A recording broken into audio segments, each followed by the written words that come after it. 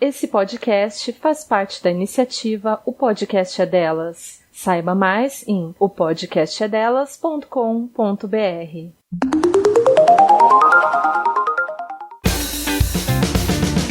Esse podcast é apresentado por Toribá. Para outros programas, acesse toribacomunicação.com.br.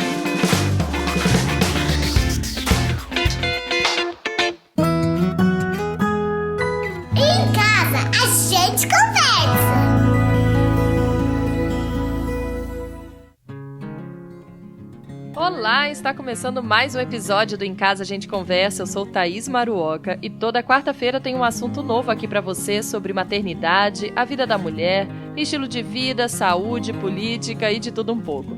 Então, se você ainda não ouviu os outros episódios, vai lá que tem vários assuntos para você maratonar. Seja muito bem-vindo ou bem-vinda, você que está chegando por aqui agora. Se ainda não segue o Instagram, vai lá, é @agenteconversa e no Facebook Em Casa a Gente. Por lá eu compartilho conteúdos complementares daqui do podcast e também outras coisas mais. Se você tem gostado do conteúdo por aqui, se sente que tem te ajudado de alguma forma, eu te convido para conhecer a campanha no Catarse. É uma forma que encontrei para você ajudar financeiramente com esse podcast que você gosta. Como? É só entrar no catarse.me/agenteconversa, que lá tem um vídeo explicando para onde vai essa sua contribuição. A partir de R$10 por mês, você já pode contribuir, só R$10. E quero agradecer aqui a todas as pessoas que já contribuem lá mensalmente, também as pessoas que passaram, fizeram a contribuição por um mês. Meu muito obrigada. Se você gosta do conteúdo daqui, mas por enquanto não pode ajudar financeiramente, também tem outras formas de ajudar. Dá para você compartilhar o conteúdo nas suas redes sociais, enviar o episódio para quem você conhece e fazer esse podcast chegar em mais famílias. Se você quiser sugerir temas, pode também. É só enviar direct no Instagram ou mensagem no Telegram. Você escreve lá no Telegram na busca @agenteconversa e aí já aparece lá a caixa para você conversar comigo. Dá para enviar também sugestão de temas, enviar perguntas sobre o tema da semana, que aliás eu sempre comento nos stories do Instagram qual vai ser o tema que eu vou gravar. Pode enviar também elogios, são bem-vindos, críticas construtivas. Então é só enviar por lá. Se você quiser enviar áudio, inclusive no Telegram, tem como também, que a gente tem aqui o quadro Fala Lá em Casa, que também entram os áudios ou os textos que vocês mandaram com perguntas. Então vamos para o assunto de hoje, sono infantil, o sono da nossa cria, ou a falta dele, né, gente? Porque olha, esse assunto aqui tira muito o nosso sono. Pelo menos tirou o meu por muito tempo e ainda tira um pouco. E ao longo do programa eu vou contar aqui um pouco também da minha experiência com os meus 3 filhos para você. Não sei vocês, mas se aqui em casa minha filha emendava uma noite inteira, era motivo para comemorar, soltar rojão e tentar imitar exatamente tudinho que eu tinha feito para que a noite seguinte fosse igual. Mas claro, nunca dava certo. Tem uma fórmula para que o bebê durma bem? Por que eles trocam a noite pelo dia? Por que o ciclo deles de sono é tão diferente do nosso? E depois que cresce, é normal continuar acordando? Para entender melhor como funciona o sono dos nossos filhos, eu convidei a Lari Godoy, do Instituto Bebê. Lari, seja muito bem-vinda e, por favor, nos conte aqui primeiro quem é você.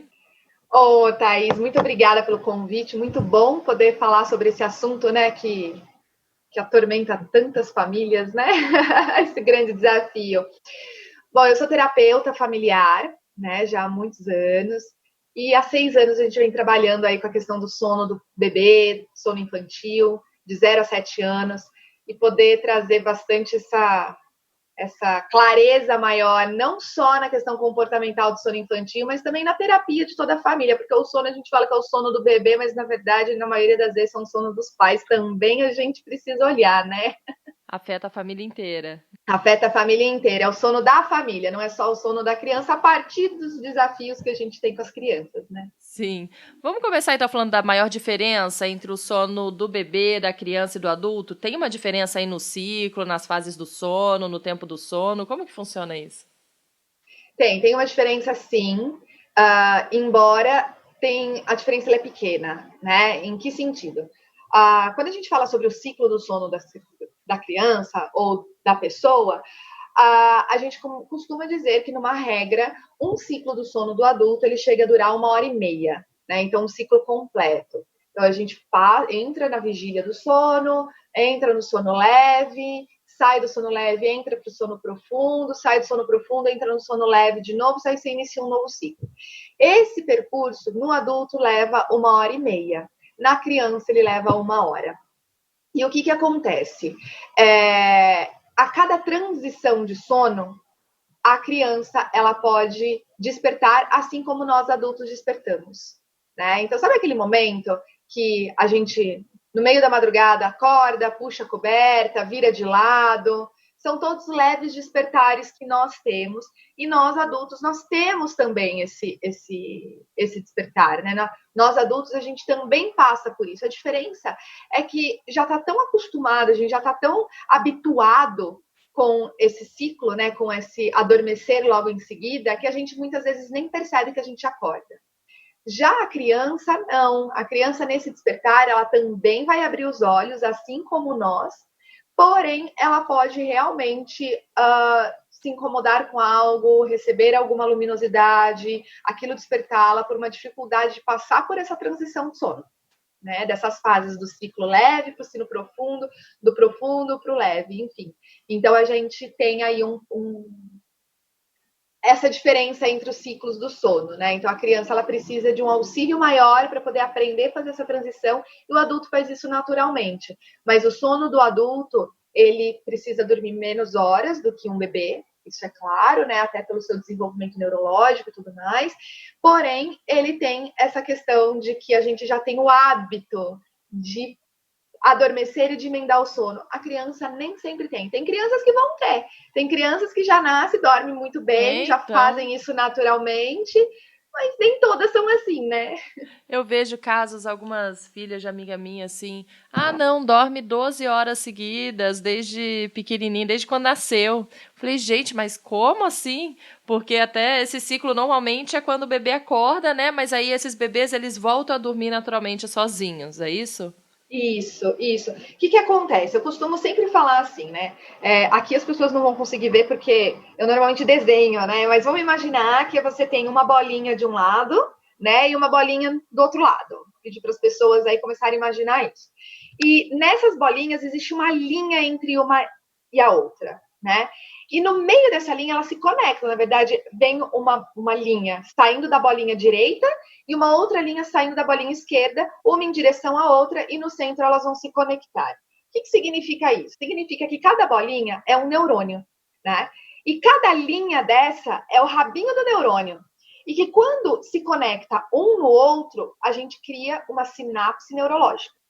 Dentro do que eu trabalho com a neurolinguística, com a PNL, com a neurociência, que é toda a base do meu trabalho, dos meus estudos e tudo mais, quando a gente conecta um neurônio com o outro e cria uma sinapse, nós estamos construindo um comportamento. Então, funciona da seguinte forma.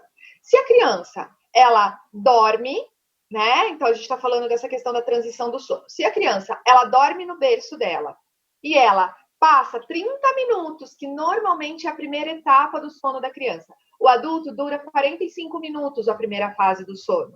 A criança vai durar 30 minutos essa primeira fase. É uma média, né? A gente sabe que isso tem uma variação porque somos seres humanos, não somos robôs com 100% programados. Então, cada criança tem uma variação aí, e é isso que normalmente a gente analisa, né? Qual que é a variação e a singularidade de cada criança. Então, quando a criança, quando essa sinapse é construída de um lado e do outro e conecta, a gente gera comportamento. A criança passa, depois de 30 minutos, ela desperta e ela volta a dormir. Essa sinapse desses dois neurônios entre voltar a dormir e sono, ela está bem firmada. Então, eu tenho uma construção de hábito. Dessa forma, me gera um comportamento, que ela passa pela transição. Então, se a gente olha por esse lado, algumas pessoas, né, algumas crianças, elas têm esse hábito já natural, essa sinapse já muito intrínseca dentro dela, que tem relação com o sono desde a gestação da mãe, que tem relação com toda a construção de crenças, personalidade e daquela criança, tem toda a sua singularidade também. E tem crianças que não têm essa sinapse construída. E aí é onde a gente entra com o trabalho de construir essa sinapse. Então, todo o processo de hábito de criança para dormir, e não só para dormir, mas qualquer processo de hábito do adulto, é quando a gente tem dois neurônios conectados. Esses dois neurônios, se eu quero... A criança, ela demonstra sono. Sono é um neurônio. né? Aí, quando ela demonstra sono, ela dá um sinal de sono e aí a mãe vai lá e dá o peito, por exemplo, para a criança.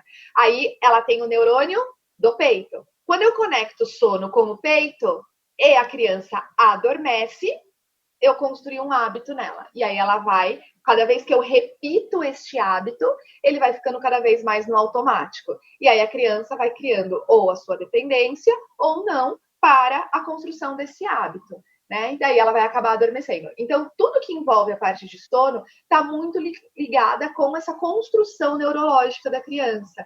E nós, adultos, vamos auxiliar nisso. Por isso que a gente fala muito na questão dos bons hábitos para dormir.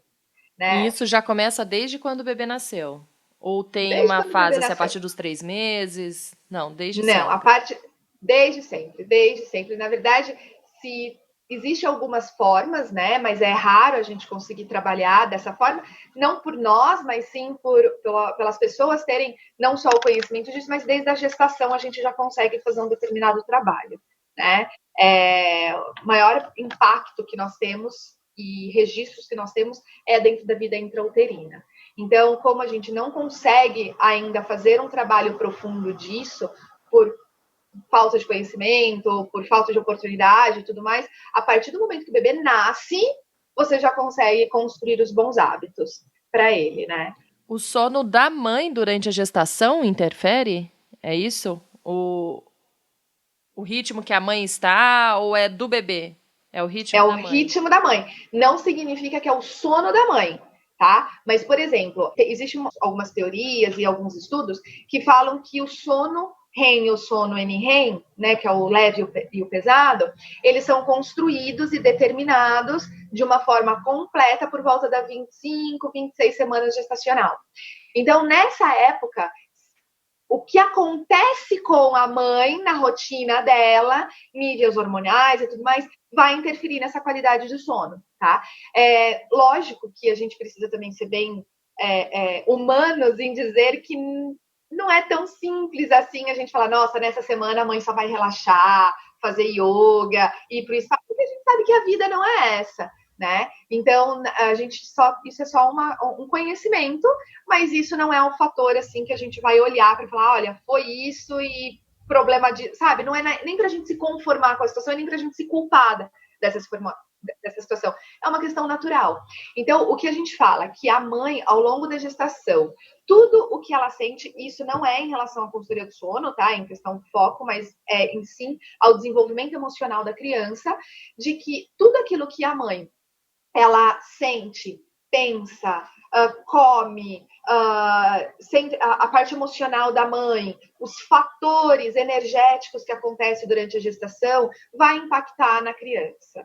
Né? Vai impactar naquela personalidade, naquelas associações neurológicas, porque essas crenças, que essa conexão dos neurônios, é onde se forma o nosso sistema de crenças.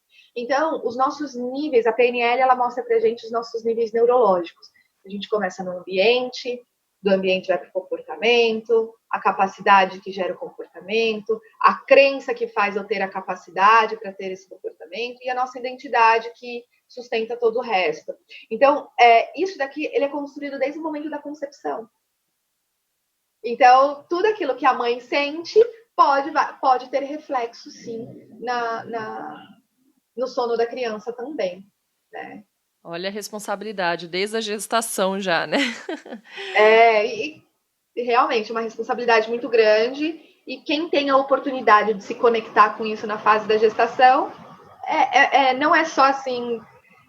Não diria que seria perfeito, porque nada é, né? Mas assim. Não é tão matemático assim. Não é tão matemático. Como eu disse, nós não somos robôs, né? Porque tem a questão da personalidade da criança, tem a questão espiritual da criança, tem tudo isso que são fatores que envolvem, né? Então não é tão simples assim. Mas eu diria que é uma grande oportunidade de conexão dessa mãe com o seu filho, né? Para uma maternidade mais consciente, né? Então, para uma maternidade mais leve. Né? A questão de todo o acolhimento, a questão de todo o afeto. Então, quanto mais eu conecto, é melhor. Infelizmente, nem sempre é possível, né? Depende muito da rotina da mãe aí no dia a dia, né?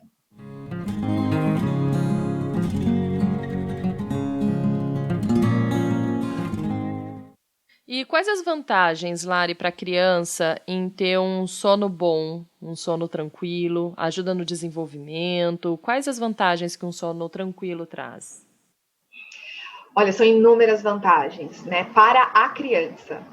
A criança que ela dorme a quantidade de sono adequada e ela acaba dormindo bem, a gente começa primeiro olhando para a parte biológica dela, que são os hormônios, né? Então, é durante o sono noturno, é durante os ciclos do sono que ela vai produzir o hormônio do GH, que é o hormônio do crescimento. 90% desse hormônio, ele é produzido ao longo da primeira infância. Depois, somente 10% ao longo da adolescência e depois na fase da vida adulta.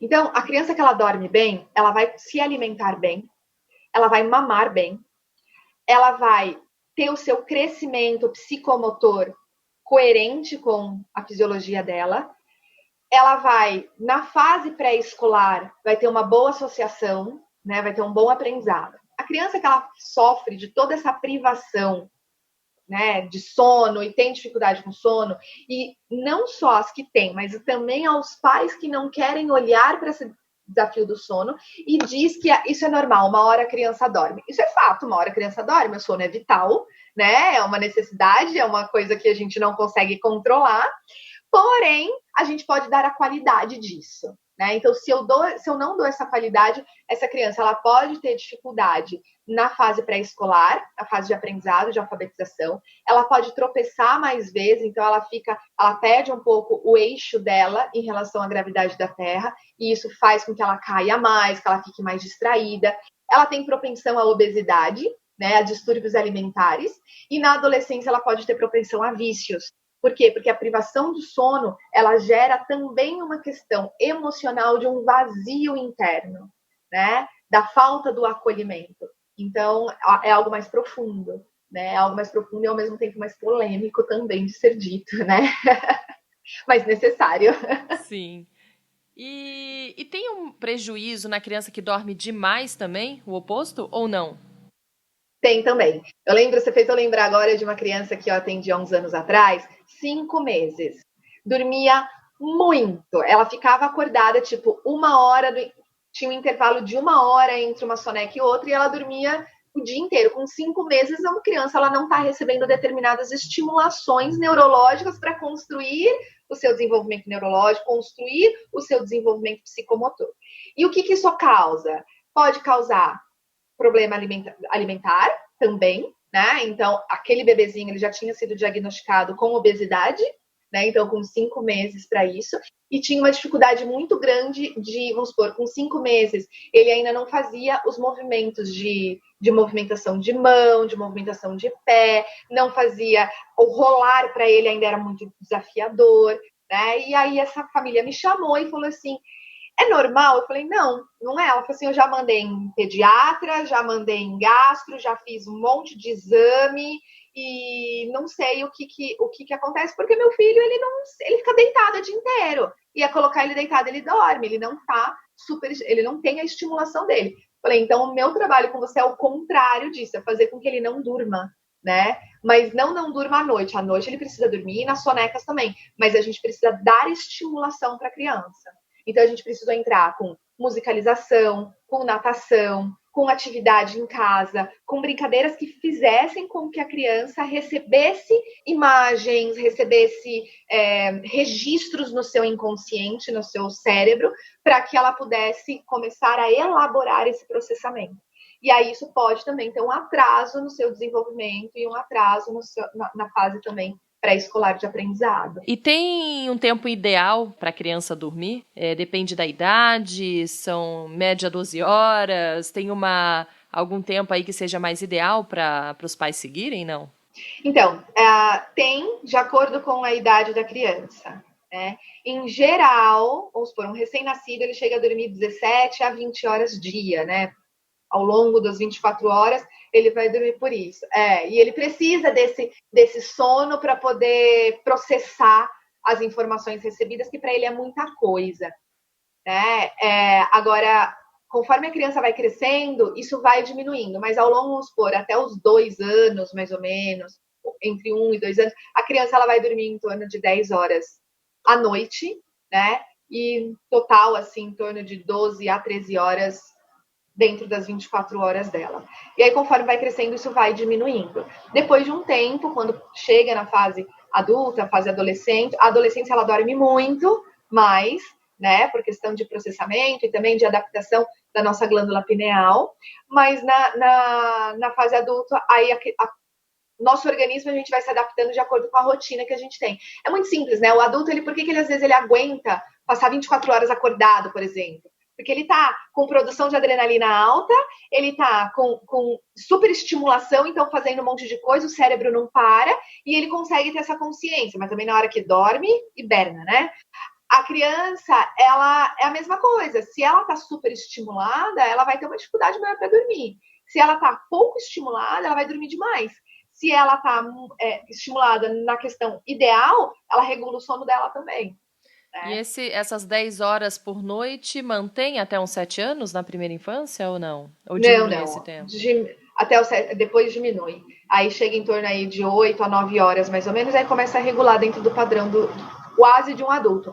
A diferença é que até os 5 anos de idade, a maioria das crianças, ela tem necessidade de dormir à tarde para recuperar a função cerebral, né, dessa superestimulação. Depois dos 5 anos, isso vai diminuindo e a criança não vai tendo mais essa necessidade. E aí ela pode dormir até 10 horas, né, até um período de 10 horas à noite, né?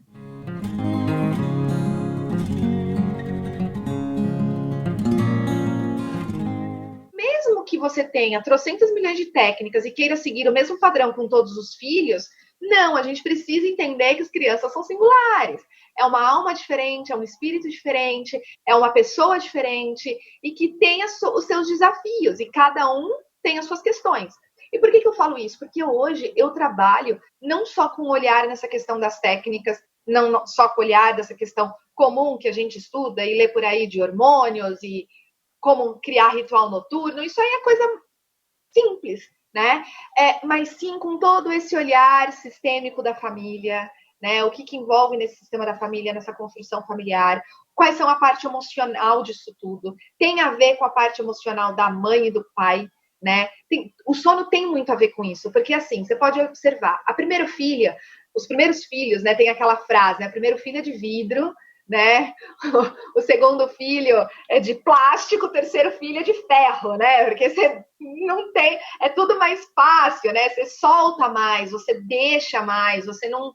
E o primeiro filho normalmente tem essa questão da superproteção. Então, essa parte emocional da mãe em relação à expectativa influencia muito, muito mesmo na criança. Quando você fala, a minha primeira filha ela não tirava soneca nenhuma. Tem comportamento envolvido nisso? Tem, né? Tem uma questão de eu ensinar como fazer isso? Tem. As sonecas, 20 minutos, não é uma soneca. Lembra que a gente falou logo no começo do ciclo do sono? Que ela tem 30 minutos de sono leve, aí depois ela vai para o sono profundo e a gente vai passando por vários ciclos desse na noite. Se ela deu 20 minutos e despertou, era uma transição de sono. Então, ela não entrou no sono profundo. Ela não entra em sono profundo, ela não tem produção de GH, ela não tem produção hormonal, ela não tem produção de melatonina, ela não tem o que ela precisa para poder ter um sono restaurador e o cérebro dela poder se revigorar para processar todos os estímulos que ela recebeu enquanto ela estava acordada. Então, a gente começa por aí. Conforme eu não vou ensinando a criança a fazer essa transição, ela vai criando o hábito, é a associação, né? Ela não construiu o hábito de passar pela transição do sono e ela se acostumou com isso. Isso tem desafios? Tem, né? Quais são os desafios? Isso pode diminuir a capacidade de processamento cerebral dela na fase pré-escolar? Pode, né? Dá para corrigir? Dá. Né? Nada é tão absoluto. Tudo se a gente está com 30 anos, consegue corrigir traumas nossos dentro da barriga da mãe, traumas nossos na nossa infância, então tudo é possível a gente conseguir resolver sem dúvida alguma, a partir de agora, né? Eu sempre falo que não adianta nós, mulheres, mães, quererem olhar para os nossos filhos ou as coisas que estão acontecendo com os nossos filhos do lugar de culpa, né, do lugar de eu sou a causadora do problema. Não, e sim, eu estou aqui também em aprendizado, eu estou aqui também para aprender como ser mãe, né? E a gente sempre faz o melhor que a gente pode naquele momento. Então, a criança que ela não tira a soneca durante o dia, ela pode criar o hábito de não tirar essa soneca. E isso prolongar, e ela vai levar um bom tempo para construir essa qualidade de sono. E essa qualidade de sono, ela está relacionada também com a construção da nossa glândula pineal. A glândula pineal, que ela fica no centro do cérebro, ela ainda é um mistério para a medicina, né? Tudo que se sabe sobre a glândula pineal, não dá para dizer que é 1% da potência dela, de tudo que ela faz, né? Mas o que a gente pode dizer? Que a glândula pineal, assim que a criança nasce, ela é totalmente desestruturada. Né? Então, vamos imaginar que ela seria uma circunferência perfeita. Né?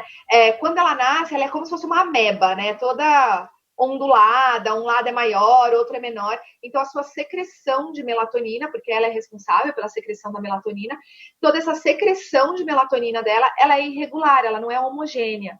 Conforme a gente vai crescendo, essa glândula, ela vai estruturando e ela chega no seu estágio de perfeição aos 30 anos de vida. Então, uma criança, ela não tem essa glândula perfeita, né? Então, por isso, inclusive, processos de birra, processos espirituais, está tudo muito envolvido com isso, com essa desestruturação dessa glândula que ainda está em desenvolvimento. Então, a criança, ela não constrói esse hábito e ela vai prolongando este hábito, né? A criança, ela vai sentir mais dor de cabeça por conta de exaustão de sono, né? Então, ela pode acordar mais vezes porque ela tem essa dificuldade. Então, sim, não tirar a soneca não é algo saudável.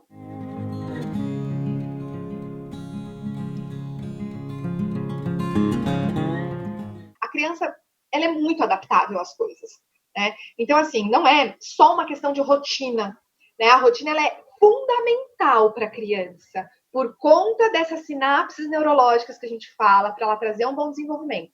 Se eu faço uma coisa com a criança hoje, e amanhã eu faço outra, e depois outra, e depois outra, nas questões de que, vamos supor, escovar dente que se faz todo dia, tomar banho que se faz todo dia, hora de dormir que se faz todo dia, essas coisas que são padrões, cada hora eu faço num horário, você está construindo várias sinapses com a criança, e nenhuma se firma para virar hábito e entrar no automático.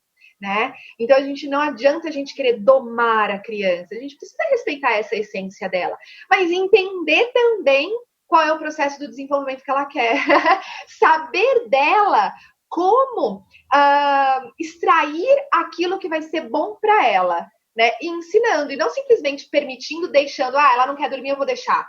Não, porque ela está precisando ser guiada, ela é uma criança, então ela precisa ter um exemplo para guiar, né? Então a gente tem toda essa parte também de comunicação com a criança.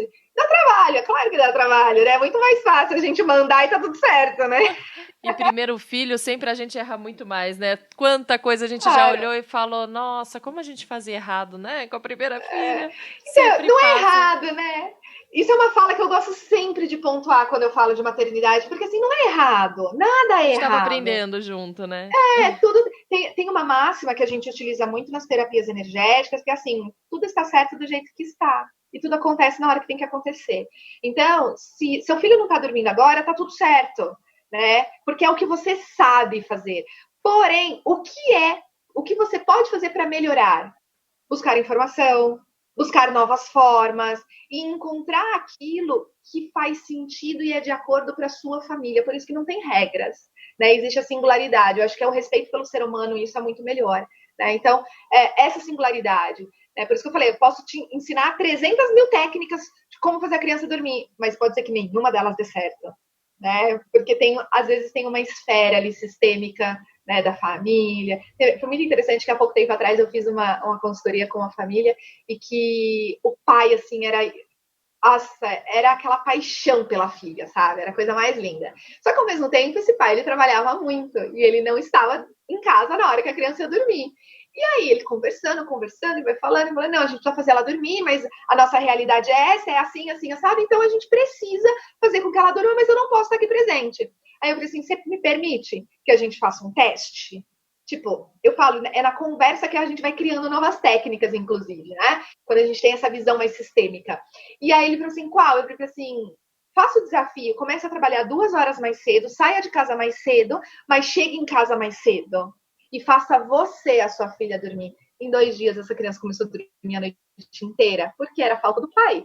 Então, tipo, não precisa entrar com técnica de comportamento, eu entro com técnica emocional. Quando esse pai, ele virou e falou assim, eu não acredito que era isso. Eu falei assim, então, vamos continuar e vamos ver. Passou não chegou a dar 2 semanas, ele precisou fazer uma viagem a trabalho, né? Então, a gente acordou a noite inteira, não ia dormir na hora certa, ele retornou da viagem, na mesma noite ela voltou a dormir. Eu falei, pronto, tá mais do que provado que a necessidade do pai, né? Ela quer um pai nesse momento, né? Então a gente também precisa permitir com que o pai esteja presente nesses momentos, porque a gente escuta muito da mãe dizer assim, o marido não sabe, o pai não sabe fazer, né? Se não sabe, a gente não permite às vezes, né? Então é importante envolver isso, porque os filhos são feitos de um pai e uma mãe. Quer queira, quer não, independente da circunstância, são feitos de um pai ou de uma mãe. Então, essa parte do pai, às vezes, falta para a criança e é aquilo que também vai trazer o conforto, a segurança para a criança adormecer, né? Eu queria só complementar aquilo que você comentou do seu terceiro filho, né? Que ele dorme muito na soneca, né? E acorda e fica muito desperto à noite. Começa a deixar ele dormir por 1h30 apenas. Diminui a hora de soneca dele ao longo do dia. Porque a criança também que dorme muito à tarde, ela revigora demais e ela vai recuperar os estímulos dela na madrugada. Então, assim, vou corrigir essa fala para não haver dúvida pelo seguinte, o que eu mais escuto das mães, né? Não deixa a criança dormir durante o dia, senão ela não dorme à noite. Isso é o maior mito que existe. Por quê? A criança que não dorme de dia, ela vai ter uma exaustão neurológica pela quantidade de estímulo que ela recebe e ela não vai conseguir processar toda a informação e ela vai despertar mais vezes na madrugada. Porém, a criança que dorme muito na soneca, ela não precisa dormir muito na madrugada. Então, ela tem o tempo ideal para aquela criança dormir, que é de no máximo 1h30. Dormiu mais do que isso, ela pode despertar mais na madrugada.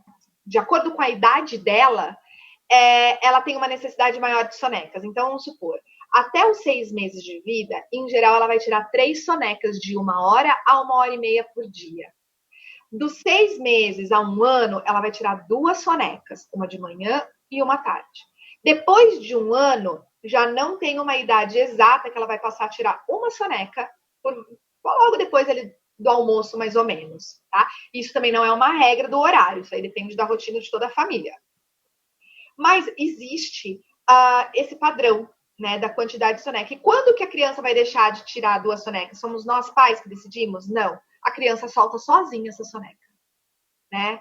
Quando ela vai parar de tirar a soneca de dia, ela vai soltar sozinha, lá por volta dos 4 ou 5 anos de idade. Ela vai soltar sozinha, né? Então, nós não precisamos determinar. Tem coisas que logo no primeiro ano de vida da criança, nós determinamos a rotina. Depois, a gente precisa sentir a necessidade da criança. Por isso que eu falo, você conseguir ter uma boa qualidade de sono, para você, como mãe, como pai, é você olhar para a qualidade de sono do seu filho e saber observar o teu filho, conhecer o teu filho. Conhecer como que ele se comunica com você, conhecer energeticamente e gestualmente o que ele está te dizendo. Quanto mais você observa seu filho, quanto mais você conhece o que ele te diz, quanto mais você se conecta com essa intuição e o que a gente chama de instinto materno, que infelizmente hoje muitas mães elas têm dúvidas dos próprios instintos, né? De poder observar essa criança e falar assim, não, é isso que está acontecendo. E seguir essa intuição, seguir esse olhar, essa observação para o filho. Você vai conseguir entregar para o seu filho aquilo que ele precisa de acordo com a essência dele.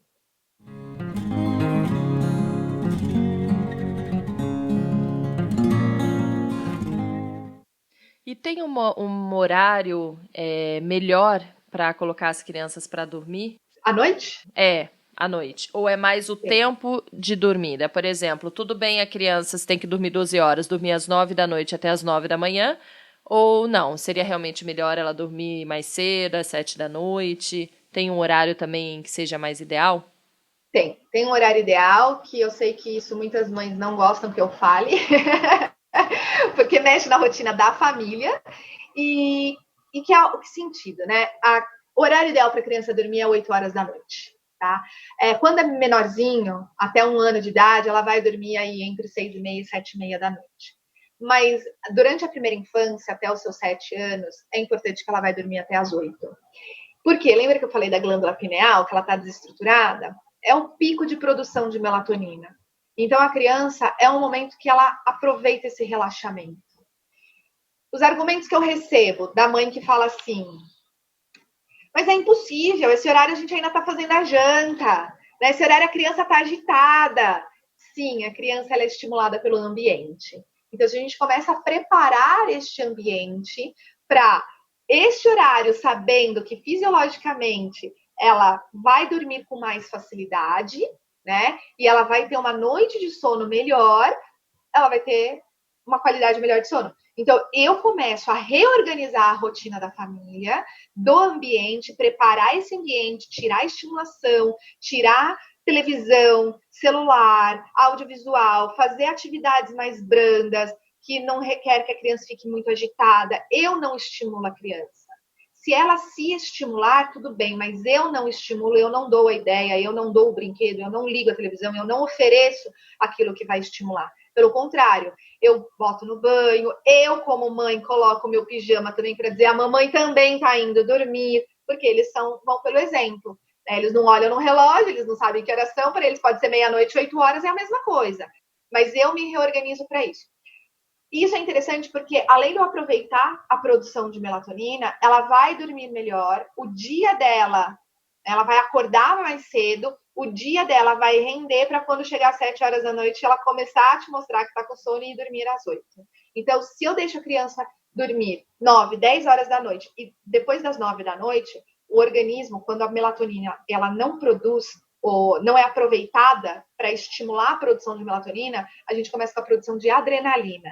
Aí 10 horas da noite a criança pega fogo, porque a adrenalina dela tá lá em cima. Aí ela dorme, mas ela dorme com a adrenalina alta. Se ela dorme com a adrenalina alta, ela vai acordar mais vezes, ela tem um sono mais agitado. Então, por isso a importância de colocar a criança para dormir mais cedo. E aí ela vai acordar 9, 10 horas da manhã, o dia dela inteiro, a rotina dela inteira vai ser mais tarde. A soneca vai ser mais tarde, almoço vai ser mais tarde. Aí começa a virar essa bagunça. O que não dá para acontecer, que eu acho assim, que não é tão saudável, é você, um filho acordar às 6, o outro acordar às 10. Né? Que aí você é como se a mãe ela é uma só, ela vai ter 3 rotinas para seguir. Tem que dar café da manhã 3 vezes, exatamente. Então, você dobra o seu trabalho. Então, Sim. Também para uma questão da família, porque a construção de família, a constituição da família, a percepção de família pelas crianças é uma das coisas mais sagradas que deve ser colocado na família mesmo, né? Então, na hora de tomar café da manhã, todo mundo junto. Na hora de almoçar, todo mundo junto. Porque você começa a criar não só exemplo, mas conceito de família para essas crianças. E eles começam a crescer com esses hábitos e com valores disso. Isso, eu acho que isso é uma das coisas mais importantes a serem olhadas quando a gente fala em rotina, né? E quais dicas você dá para um sono mais leve? Seriam essas que você falou aí de tirar a TV, tirar, né, celular e seguir um ritmo, uma rotina? Ou tem mais dicas além dessas? Você fala para criança que tem sono leve? Para criança ter um sono mais leve. Para conseguir ter um sono acordando menos, dormir melhor. Que outras dicas você dá? Fala uma coisa bem clichê, mas é o amor. Porque, assim, todas as coisas que a gente falou, ela é muito comportamental, né? Elas são muito bem materiais, assim. Mas é a qualidade de presença dos pais, né? É igual essa bebezinha, que o pai fazendo dormir, ela passou a dormir a noite toda. Então, tem uma questão afetiva ali por trás. A gente não dá para olhar para o sono da criança só como algo comportamental, né? Pelo contrário, a gente precisa olhar para a criança mais ainda pelo lado afetivo. Porque a criança, ela é essência pura, né? Ela é o que ela é. Nós, quando éramos crianças, até os 7 anos, a gente é o que é. Aí depois dos 30, né, Thaís? A gente quer voltar a ser criança para falar, eu preciso descobrir a minha essência, preciso resgatar a minha essência, preciso largar a mão da vergonha, preciso ser mais vulnerável, eu não preciso mais me importar com o que o outro pensa. A gente volta a querer fazer isso, porque a criança faz isso. Se ela tá com raiva, ela tá com raiva. Se ela tiver que fazer birra no meio da rua, ela vai fazer. Se ela tiver que chorar, ela chora. Se ela tiver que dar gargalhada, ela não tá nem aí pra quem tá perto dela e pra quem tá vendo ela. O que sabe? tá pensando dela. Uhum. Ela não tá nem aí. Ela é ela mesma. Ela é mesma. Isso é a essência. Então, quando a gente olha para a criança com essa questão de essência e potencializa isso nela, é muito mais fácil de você colocar essa criança para dormir, no sentido de agora a mamãe também está te dando o afeto que você precisa, te ensinando uma responsabilidade e dando autonomia. Né? Então, assim, é engraçado porque parece meio antagônico uma coisa da outra. Mas não é, elas são todas complementares. Então, é o respeito, é o amor, é a qualidade de presença.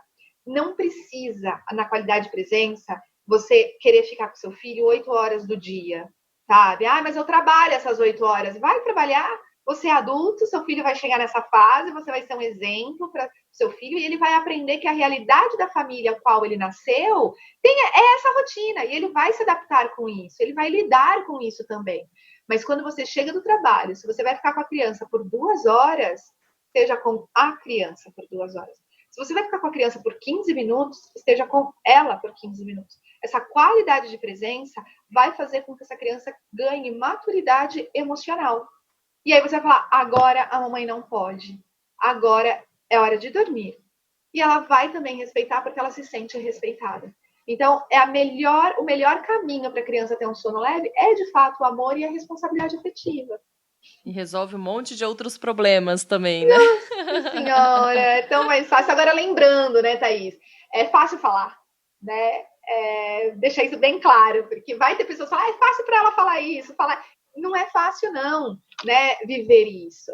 Mas tudo isso a gente constrói quando aquela família, principalmente a mãe, que hoje ainda é o pivô da família, né? A sustentação nessa criação, né? Tem muitos pais que estão participando, e claro, para eles também, mas olhar para as suas questões internas. Né? Eu falo que o filho ele é o convite para você, é o que a Laura Gutman fala, né? Maternidade é um encontro com a própria sombra. Você vai olhar para isso, e o que você faz quando você olha para essa sombra? Você acolhe a sua sombra ou você rejeita ela? Se você rejeita a sua sombra, você está rejeitando seu filho. Se você acolhe sua sombra, você sabe lidar com seu filho. Então, assim, o caminho, ele é sim de você também olhar para você, né? Eu não aguento, ele me estressa na hora de dormir. O que é que está fazendo você ficar estressada? Olha para você que você alivia o seu filho e esse momento para você se torne mais tranquilo. Então, não é fácil a gente falar, a mãe ama. Sim, tem um amor universal, mas não é fácil viver isso no dia a dia. Então, é sempre uma busca dessa consciência, sempre buscar a compreensão primeiro com você mesmo, né? E aí você vai conseguir deixar essa criança mais leve, construir tudo isso. Tem dias que não vão ser tão fáceis, o que a vida é assim, né? Então a gente precisa olhar também para isso, né? Então o trabalho é falar, ok, eu sinto culpa, o que você faz com essa culpa, né? Para não senti-la, porque a culpa ela não existe, a culpa ela é construída dentro da nossa mente, né?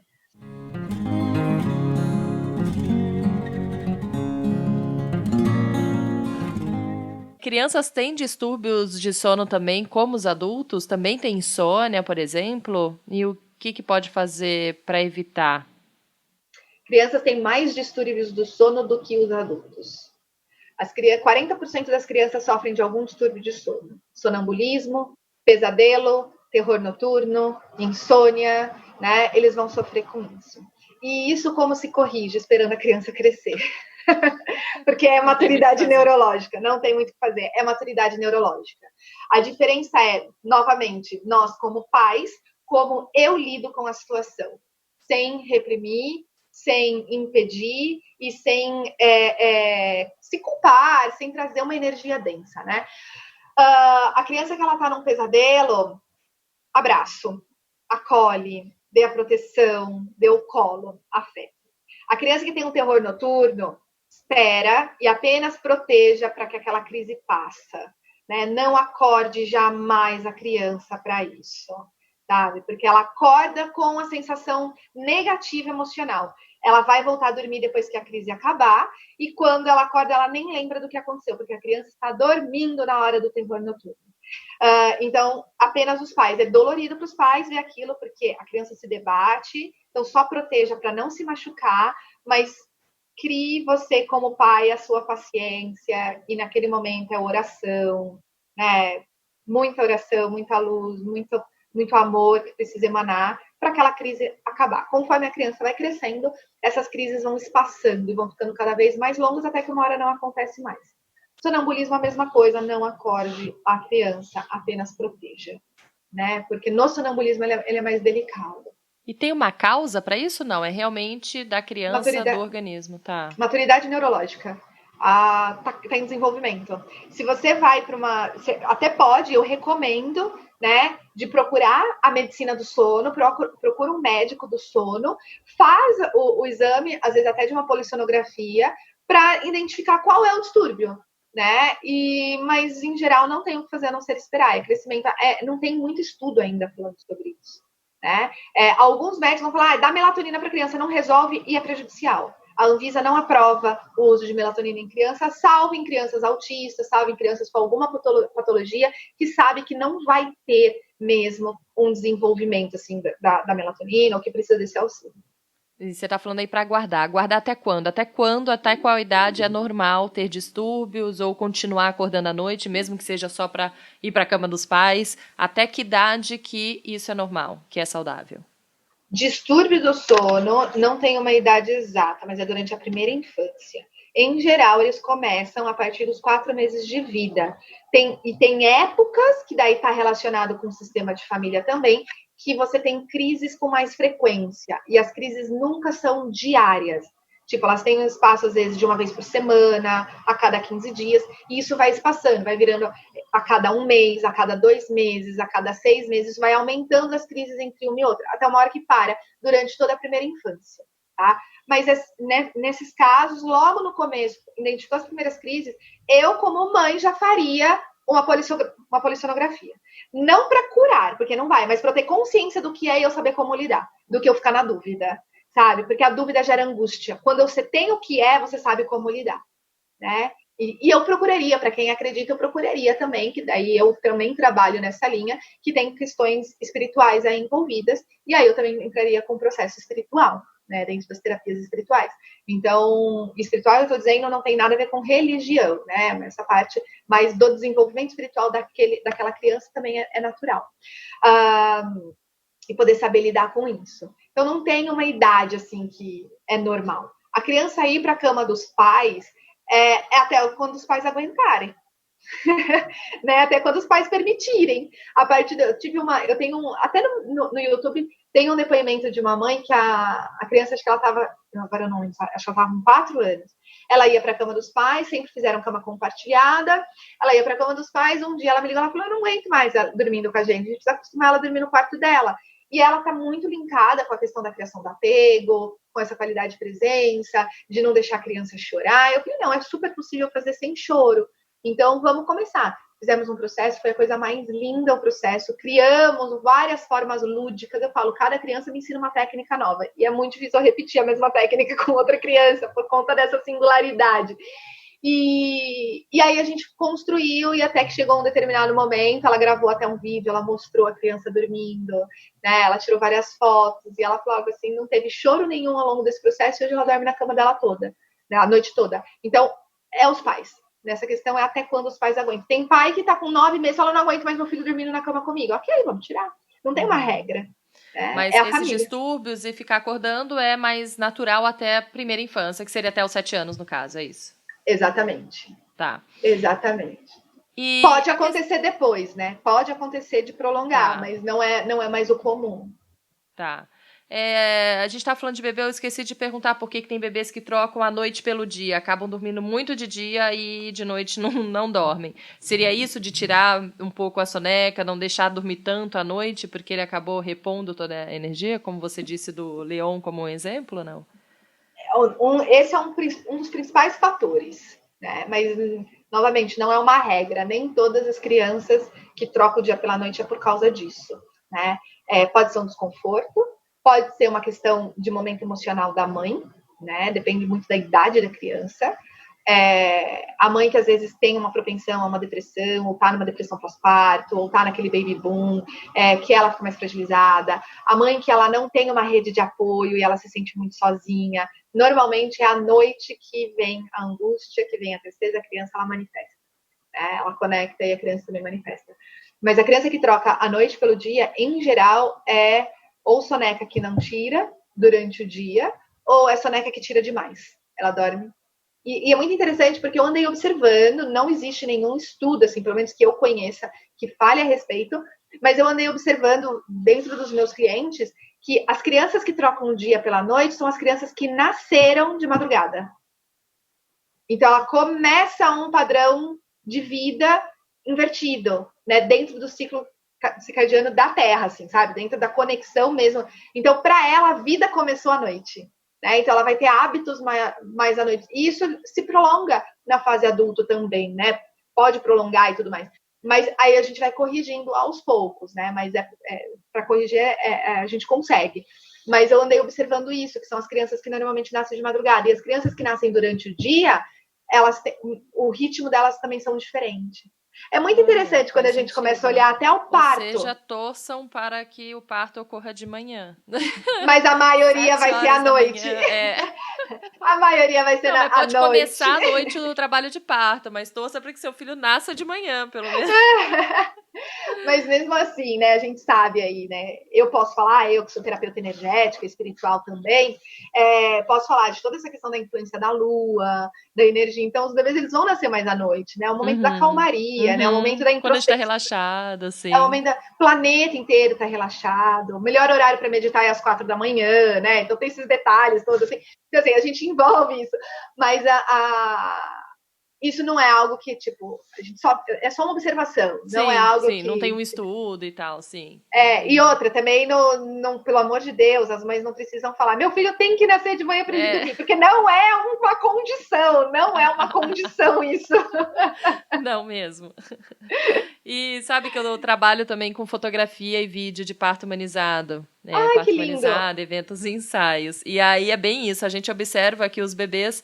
normalmente querem nascer, né? Começa o trabalho de parto sempre à noite, de madrugada, que é justamente isso que você disse, quando a mãe tá relaxada, o mundo está relaxado, e aí parece que ele fala, tá bom, agora eu posso ir, né?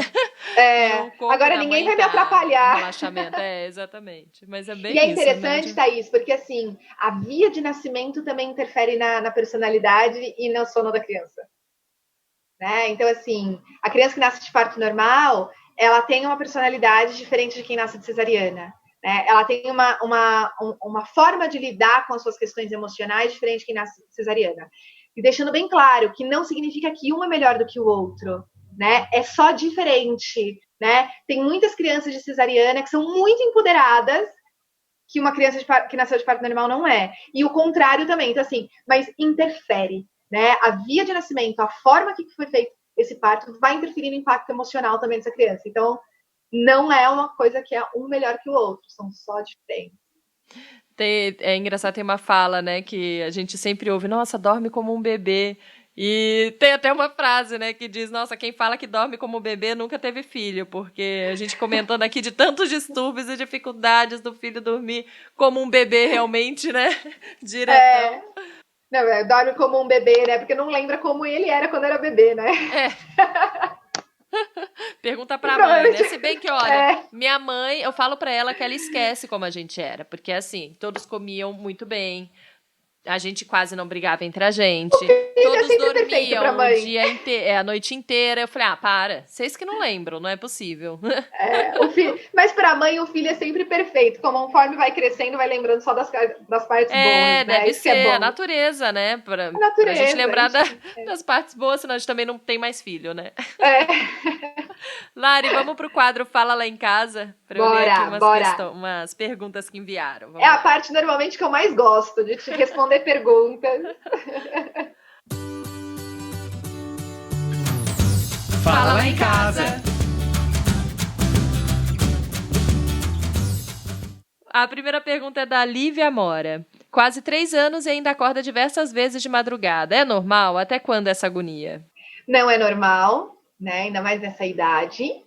E até quando você quiser resolver.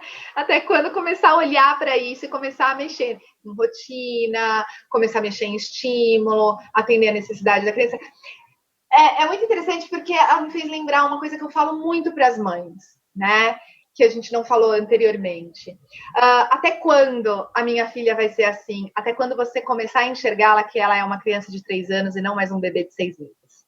E é natural as mães prolongarem a criança, a visão que ela tem da criança, achando que ela é um bebezinho ainda, né?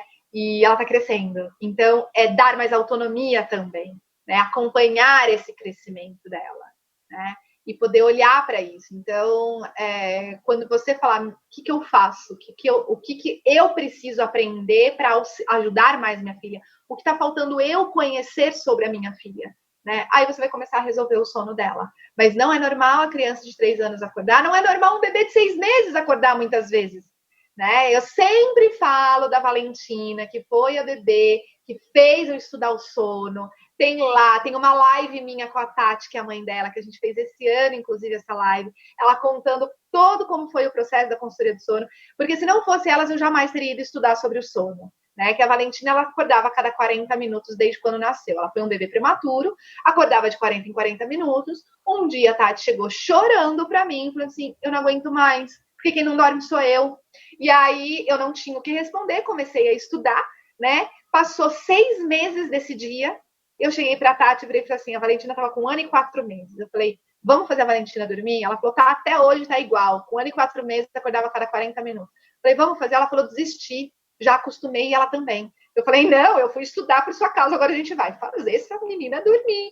Se a Valentina dormir, eu vou atrapalhar com o sono do bebê. Quero ver se tudo que eu tô aprendendo é verdade, tudo que eu tô estudando é verdade. Em 3 dias, a criança dormiu das 7 da noite, das 7 3 7h30 da noite. 3 dias, sim.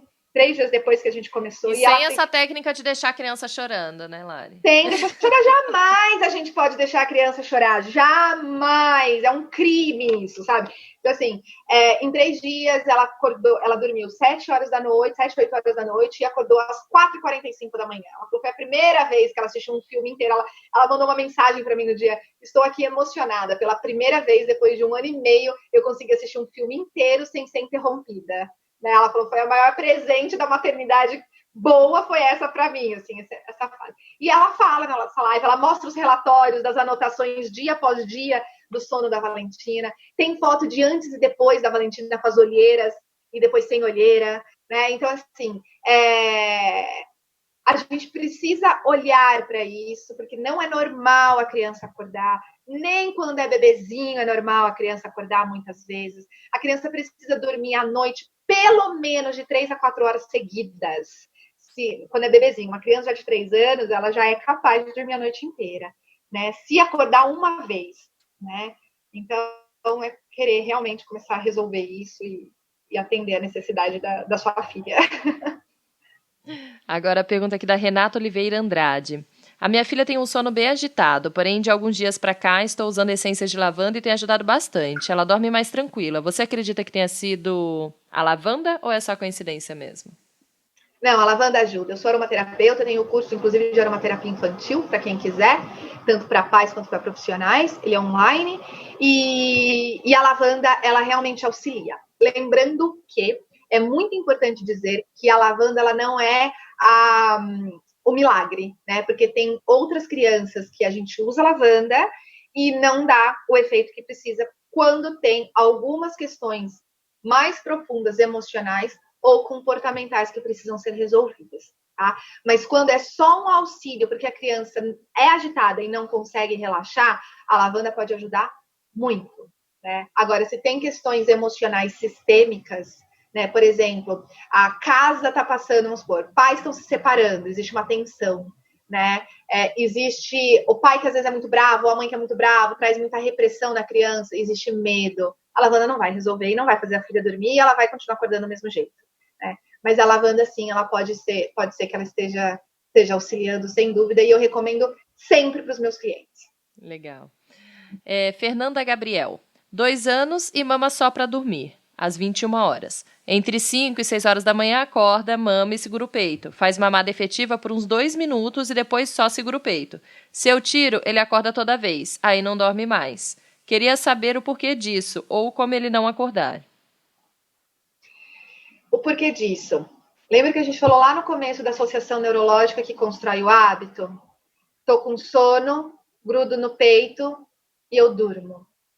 Quando eu solto um, eu interrompi uma sinapse neurológica e aí ele vai acordar. Então, isso é uma questão de hábito. Isso precisa ser feito um trabalho para fazer uma dissociação deste hábito para não criar uma dependência, né?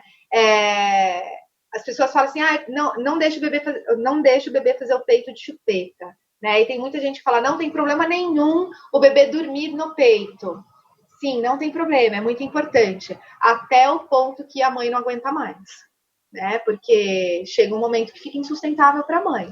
Então, quanto antes eu conseguir dar o peito para o meu filho para que ele adormeça, ele recebe toda a questão emocional, toda a questão nutritiva, e ele não constrói a dependência de permanecer dormindo, sugando, né?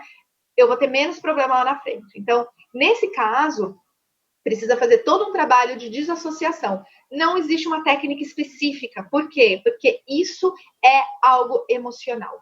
Não é algo comportamental. O comportamento é a consequência. Então, a gente precisa identificar nessa criança o que é que ela sente emocionalmente. E não é fácil a gente identificar isso num bebê, né? Então, aí eu falaria para você procurar ajuda mesmo, né, de um terapeuta, pode me procurar também, sabe? Para poder a gente identificar isso, e normalmente isso, novamente, está na mãe, né? Qual é essa questão emocional que está na mãe que a criança está tomando conta para ela, né? Ela está querendo cuidar disso, e aí ela mantém essa conexão. Então, precisaria fazer um trabalho, e isso pode ser que dure uma semana, como pode ser que dure 30 dias para poder fazer essa dissociação. Sim, tem mais uma pergunta aqui também que é ligada à amamentação, que é da Vivian Escagiante. 2 mães com leite. Dicas para fazer dormir sem estar no peito. Conheço elas, né? São casadas, tem um menino e uma menina que nasceram assim juntos, têm a mesma idade, só que as duas que ficaram grávidas, né? Não são as duas da mesma barriga. Os dois da mesma barriga. E as duas amamentam. É lindo. As duas amamentam. Então, tem essa questão até que eu tava conversando com ela, eu falei, nossa, Vivian, porque daí fica até complicado, tipo, então, pra tirar o costume de dormir mamando, né, no caso, quando eu desmamei a minha mais velha, eu dava pro meu marido, pra ele poder ficar com ela, e aí ficou mais fácil. No caso delas, o bebê sempre vai associar a mamar, né? Então, como que fazer dormir, então, sem estar no peito? Tirar esse costume. Quantos anos eles têm? Tá com menos de 1 ano. Com menos de 1 ano. Primeiro que eu não tiraria, assim, sabe? Ainda antes de 1 ano. Eu não entraria com nenhum processo disso ainda. Esperaria fazer 1 ano. Claro que eu precisaria avaliar profundamente se é uma dependência mesmo de, tipo, acorda a cada 40 minutos, a cada 1 hora e pega no peito. Acorda, pega no peito. Se ele acorda se essas crianças acordam a cada 3 horas e mama, sabe? Ou a cada 4 horas e pega no peito, a cada 5 horas e pega no peito, eu precisaria observar mais essa necessidade, porque aí tem toda a questão da necessidade da criança também, né? Você tem ideia, eu tô atendendo uma mãe que ela queria fazer o desmame e tirar o peito da criança, mas a gente não vai tirar o peito dela, não. Ela falou, mas eu quero. Eu falei assim, a necessidade dessa criança ainda não é o momento. Aí eu trabalhei emocionalmente com a mãe, para a mãe aceitar essa amamentação ainda, para depois de um tempo a gente poder trabalhar isso, porque aí tem a necessidade da criança. Então no caso elas continuam amamentando, mas pensa nisso só mais para frente, de tirar. Então, eu não vou afirmar isso com toda certeza, né? Porque eu precisaria avaliar muitos detalhes. Mas primeiro a gente pensar nisso. Eles ainda têm menos de 1 ano, tem essa necessidade ainda, é importante, só precisa ver se é uma amamentação efetiva, uma amamentação de que essas crianças querem, estão mamando, estão sendo nutridos, ou se é uma dependência. Quando entra em processo de dependência, e no caso delas, as duas, né, tem a produção de leite, as duas cheiram leite para a criança, né? Então as crianças vão buscar. Fiquei com uma curiosidade. As duas amamentam os dois? Sim. Ou cada um amamenta as duas filho? Amamentam os dois. Gente, que coisa linda! Linda, né? lindo. Então, assim, eu já comecei a viajar aqui, né? Essas crianças vão ter, assim, tá recebendo anticorpos dos 2 corpos. Sim, olha que coisa linda, sim. Que fortalecimento.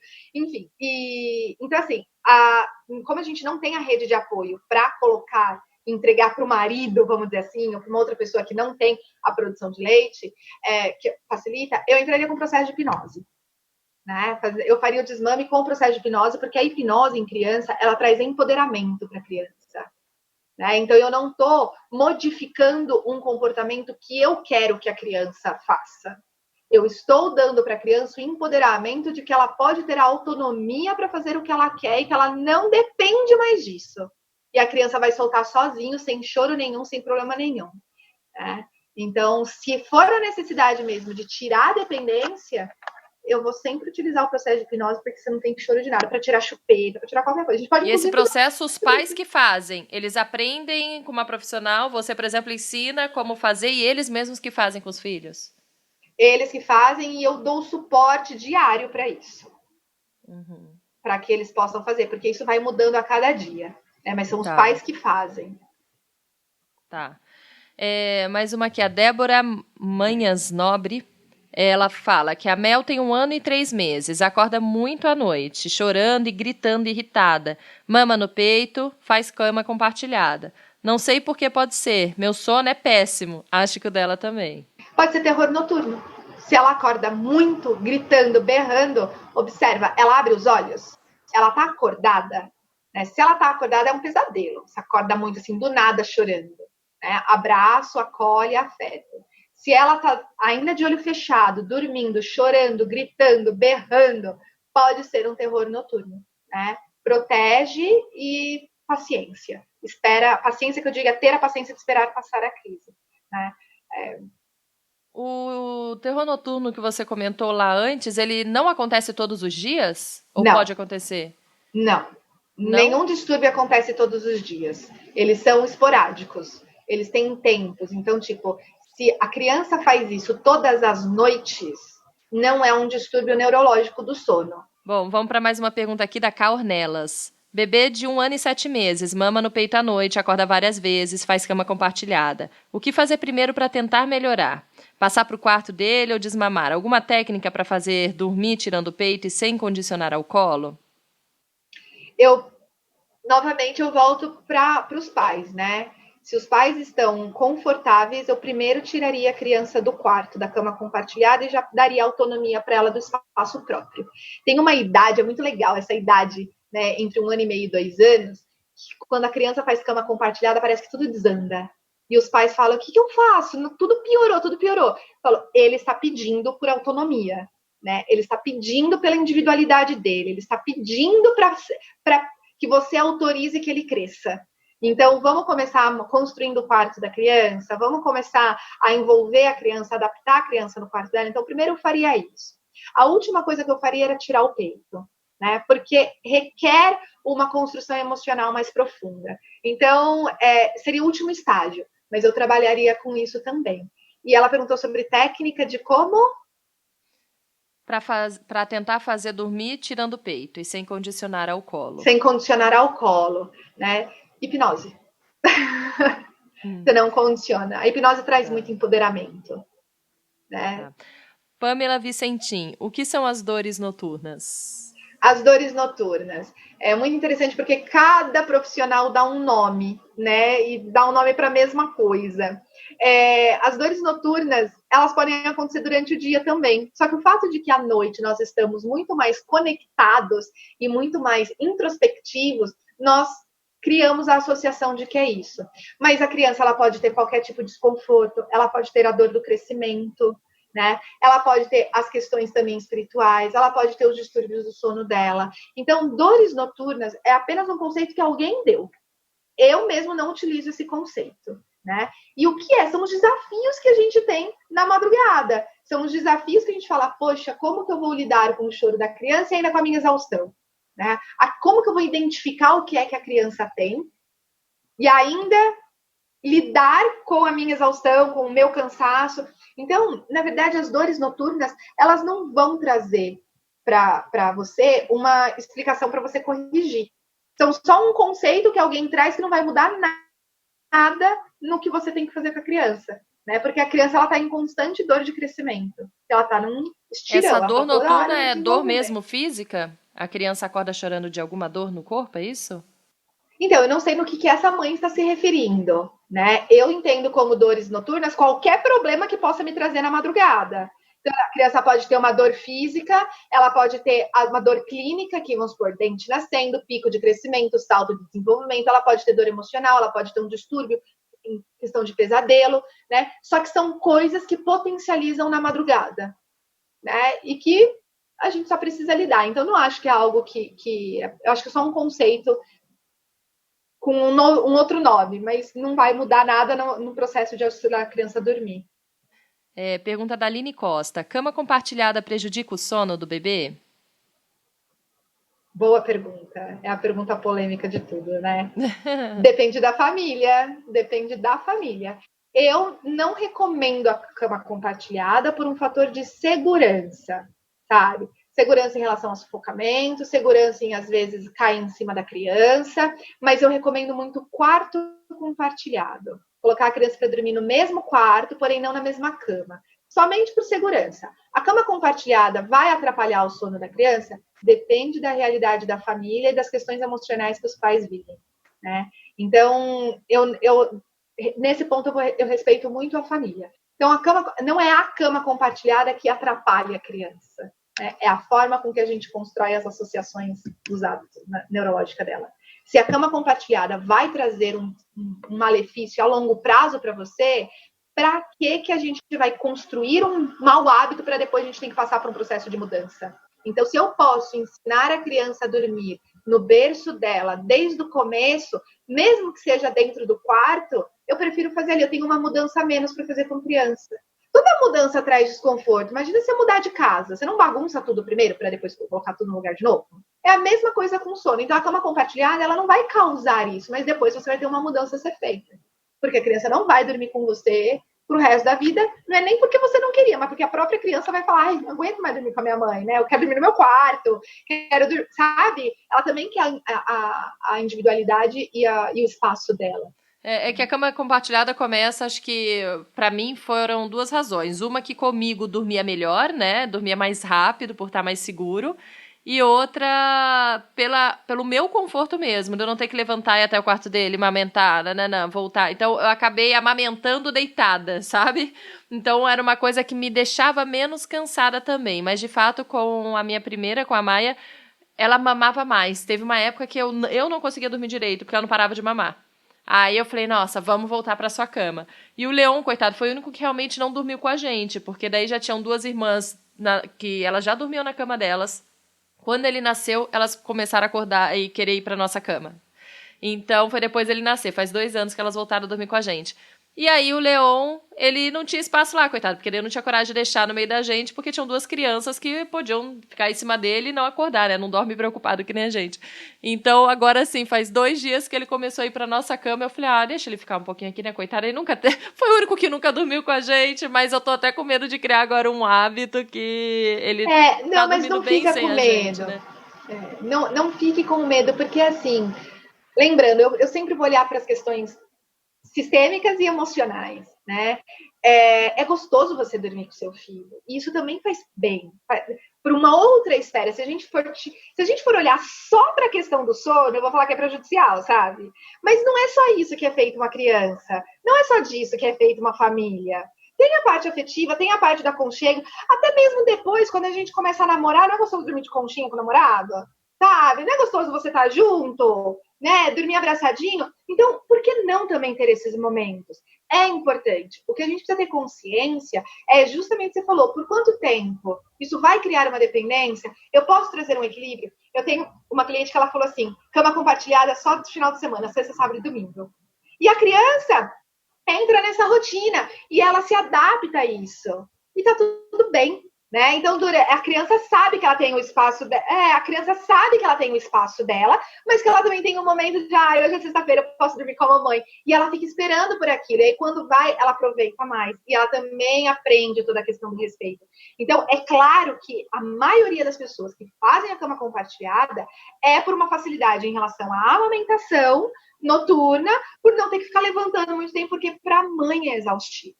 Mais um motivo que eu recomendo o quarto compartilhado. Ainda mais aquela caminha que acopla na cama, sabe? Tá próximo, mas querendo ou não, tem uma extensão o espaço, o que a gente chama isso de âncora geoespacial, assim, sabe? Esse espaço da cama, ele sabe que é adaptado e que pode acabar a qualquer momento. Então, poder mostrar isso. Então, não existe uma regra, né? Essa mãe que a gente fez todo o trabalho, né, depois de grande, da criança ficar no quarto dela, foi cama compartilhada até os 4 anos de idade, estava tudo bem, né? Aí, quanto que a família está disposta depois a passar pela mudança. Mas não é a cama compartilhada que prejudica a qualidade de sono da criança. Não, porque a gente também tem que olhar a qualidade de sono da mãe. Porque se essa mãe está esgotada, ela não vai ter energia e disposição para cuidar da criança ao longo do dia. Né? Então, é importante que ela esteja bem. Porque imagina ela tá lá, andando no meio da rua com a criança no colo e ela começa a tropeçar porque ela está exatamente esgotada. É um risco de segurança também para a criança. Então, tudo isso a gente precisa olhar. Né? Eu gosto de dizer muito, não existe certo e errado, tudo está certo do jeito que está. E, ao mesmo tempo, é se respeitar nessas questões. Sair um pouco dessa história de regras e ver o que é fundamental para a construção do equilíbrio emocional da família. A pergunta eu vou ler 2 aqui seguidas, que são parecidas, da Roberta Zequim, que é como fazer o desmame noturno de mamadeira. E a outra é da Maína Pietrobelli, que fala, desmame noturno, posso começar com 1 ano, como fazer? Ambas você sugere também a hipnose? Ambos eu vou sugerir a hipnose. Por que da hipnose? A hipnose não te traz choro nenhum, tá? Nenhum mesmo.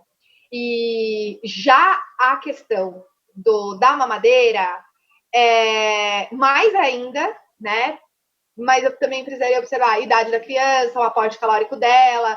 Provavelmente está numa mamadeira, eu estou imaginando aqui que é uma criança já um pouco mais velha. Então, para poder tem 2 anos, então já está na alimentação sólida, né? Então, o que eu posso fazer? Porque daí não é mais a mamadeira que é a alimentação principal da criança, eu preciso observar isso, enfim, tem algumas coisas, mas para tirar hábito depois de uma determinada idade, a hipnose é a melhor. Na questão da outra, que é do desmame noturno, né, de como fazer e a partir de 1 ano, eu costumo falar, antes de 1 ano eu não faço eu não auxilio com nenhum tipo de desmame, né? E eu não vou nunca fazer desmame total, porque o desmame total a gente deixa que a criança solta, trazendo empoderamento para ela, né? Trazendo autonomia para ela, trazendo conversa com ela, trazendo conhecimento para ela, enfim. Mas depois Mas de 1 mesmo ano, com a hipnose que você diz que traz esse empoderamento, você também não utiliza para o desmame? Para o desmame completo? É que, assim, não sou eu que determino que vai ser feito o desmame completo, é a criança. O que eu posso fazer é colocar o equilíbrio disso. Se a criança tem uma necessidade ainda de ser nutrida, mesmo que seja emocional, eu posso apenas diminuir essa quantidade. Mas talvez em um ou outro isso aconteça. A criança vai soltar sozinho 100% por ela. Tá? Então, assim, mas se chegar no ponto, já tá com 2, 3 anos, tá ali, a mãe tá esgotada, a partir de 1 ano eu falo que é decisão da mãe, né? Mas, em geral, o noturno a gente vai fazer a partir de 1 ano, a gente utiliza a hipnose também. A Tatiana de Toledo até falou aqui, ó, bebê de 1 ano e 1 mês, comendo bem, precisa mamar de madrugada? Peraí, quantas vezes ele mama na madrugada? Né? Depende você vê, também, tá. tudo depende, porque é uma... Vai ter que olhar todo o contexto, né?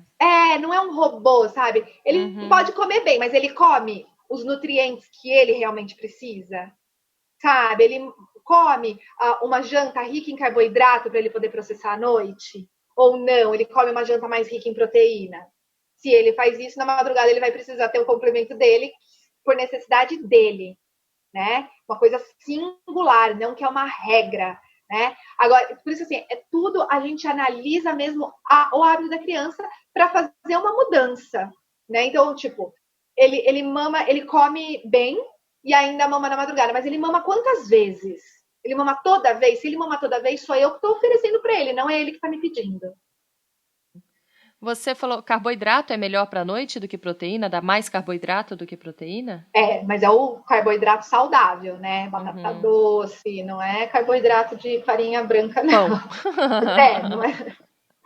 Tá, é o carboidrato saudável, uma alimentação saudável, né? E tem um horário, um tempo bom ideal aí, pra dar entre a janta e dormir também? Não é bom dormir logo depois da janta? É bom dar um tempinho? Não é bom demorar tanto também para dormir depois da janta?